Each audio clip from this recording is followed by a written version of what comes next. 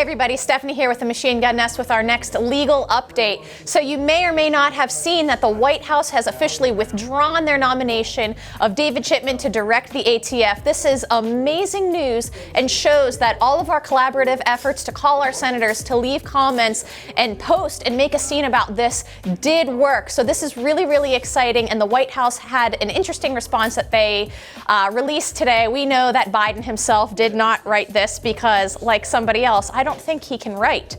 And I have some comments about this piece. Right here it says, he just went on to extol the virtues of David Chipman, and it's actually cringy to read.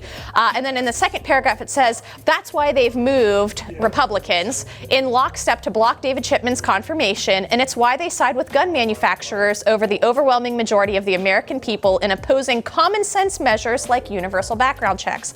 I just wanted to pause here. So for those of you that are newer to the Second Amendment world, maybe you're a brand new gun owner following along, universal background checks are already a thing. Over 99% of gun sales actually involve some type of background check. Now, what this is referring to is probably private sale transfers, but a universal background check is actually unenforceable without actively knowing where every gun currently is. So in essence, this is a push to create a registry, and as you've seen in other videos, this leads to nowhere good.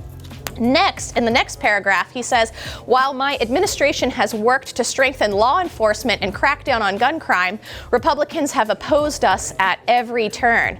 This is just a bunch of crap because Republicans are not interested in promoting gun violence. Most Republicans simply believe that the solutions put forth by Democrats are not effective. In a poll done by Leaguer in conjunction with The Atlantic, published on June 24th of 2021, they discovered that 6 out of 10 Americans currently believe that violent crime is a big issue. It's a major issue under Biden's administration here in the United States.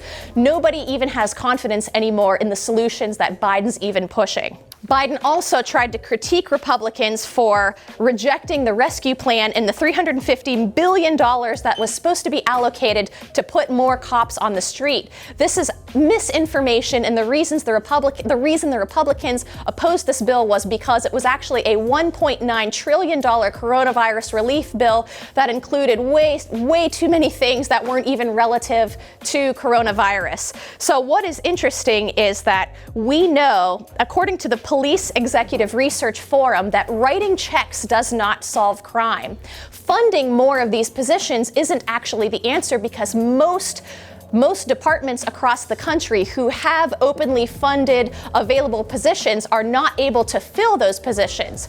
Could it be because the current climate is not friendly toward police officers? I don't know. Could it be that all of these calls to defund the police, the removal of qualified immunity, which doesn't actually remove accountability, has created an atmosphere that's not very favorable to law enforcement? I don't know. It's interesting to see how the Biden administration is shifting the blame and can't just admit that they put forth a really, really horrible nominee.